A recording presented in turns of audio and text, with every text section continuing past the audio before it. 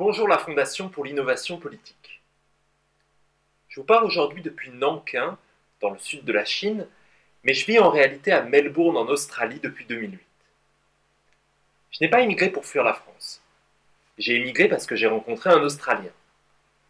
Mais je n'aurais pas émigré sans Internet. D'abord, parce que j'ai rencontré mon compagnon sur Couchsurfing. Ensuite, parce que sans Internet, je ne crois pas que j'aurais voulu laisser derrière moi mes amis, ma famille ou mon pays. Alors qu'avec Internet, je suis en lien avec eux et je reçois de leurs nouvelles en direct. Seulement, quand c'est moi qui veux partager, que ce soit sur mon blog ou sur Facebook, la question de la langue se pose. Est-ce que j'écris en anglais ou en français? La question de la langue se pose parce que sur mon blog ou sur ma page Facebook, je poste essentiellement du texte. La question de la langue se pose parce que ces textes sont publics ou semi-publics, avec un auditoire varié. Et la question de la langue se pose parce que mes amis viennent d'un peu partout et ne parlent pas tous la même langue.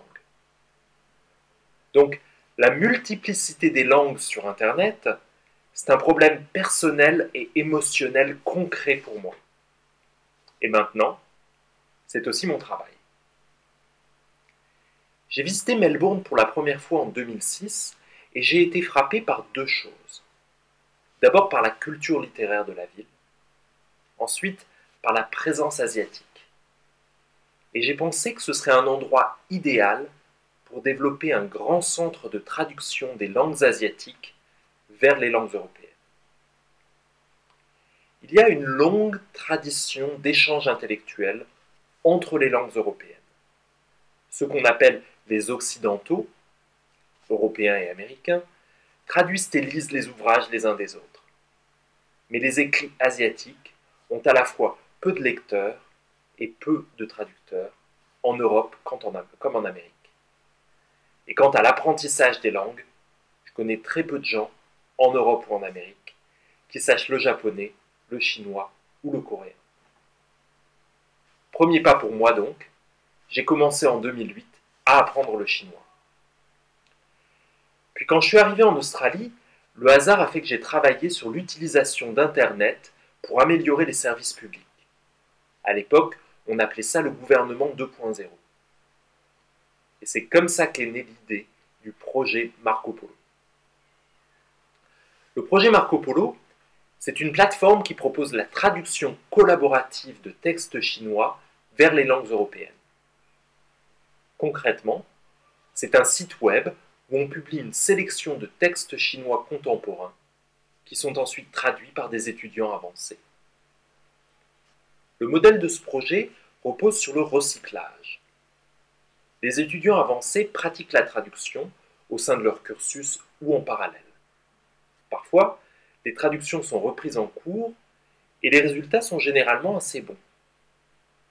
D'un autre côté, il y a un nombre énorme de textes de qualité écrits en chinois qui n'ont pas de traducteur. Le projet Marco Polo propose simplement de recycler le travail des étudiants. Et en faisant ça, on crée deux bénéfices. On augmente la motivation des étudiants en donnant plus de sens à leur pratique. Et on permet à des non-mandarinophones d'accéder à des voix chinoises nouvelles. Le but, ce n'est pas de produire du texte ou de l'information, mais de former des lecteurs. Il existe des traducteurs automatiques, qui fonctionnent d'ailleurs de mieux en mieux.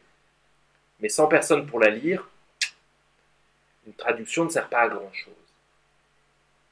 Notre but, c'est de briser ce que j'appellerais le cercle de l'ignorance en matière d'écriture et de pensée asiatique. Peu de traduction, peu de traducteurs, peu de lecteurs, en combinant via l'Internet l'étude, la lecture et la traduction.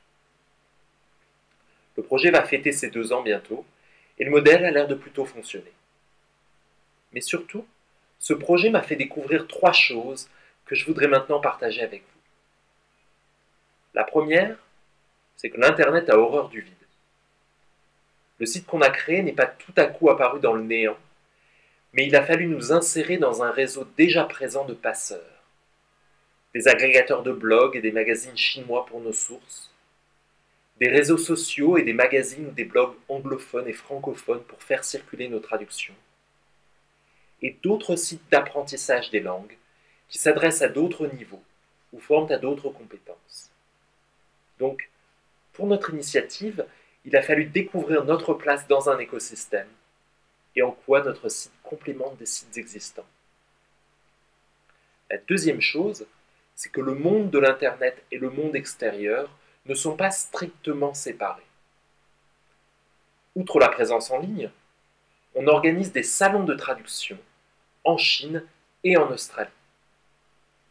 Ces salons sont des sortes d'échanges linguistiques appliqués où des étudiants chinois et australiens se rassemblent pour traduire. L'Internet sert de canal promotionnel pour faire venir les gens, mais l'Internet est aussi un outil collaboratif lors de ces événements. Et je voudrais partager une image qu'on a publiée sur notre blog et qui représente bien ça. On y voit 3 visages rassemblés autour d'un même écran, 2 chinoises et une européenne, qui lisent et qui traduisent le même texte ensemble, réunis par l'ordinateur et par Internet. Finalement, troisième chose, j'ai redécouvert l'importance du langage. L'Internet est tissé de langage. Pour être citoyen d'Internet, d'un Internet de plus en plus multiculturel et de plus en plus multilingue, il faut sans doute comprendre les langues informatiques, mais il faut surtout comprendre les langues naturelles, la sienne propre d'abord, et sans doute une ou 2 langues étrangères. Et j'espère que le projet Marco Polo pourra faire partie des initiatives qui forment des citoyens plus responsables de ce fabuleux réseau qu'est l'Internet. Voilà, c'est ce que je voulais partager avec vous aujourd'hui. Merci.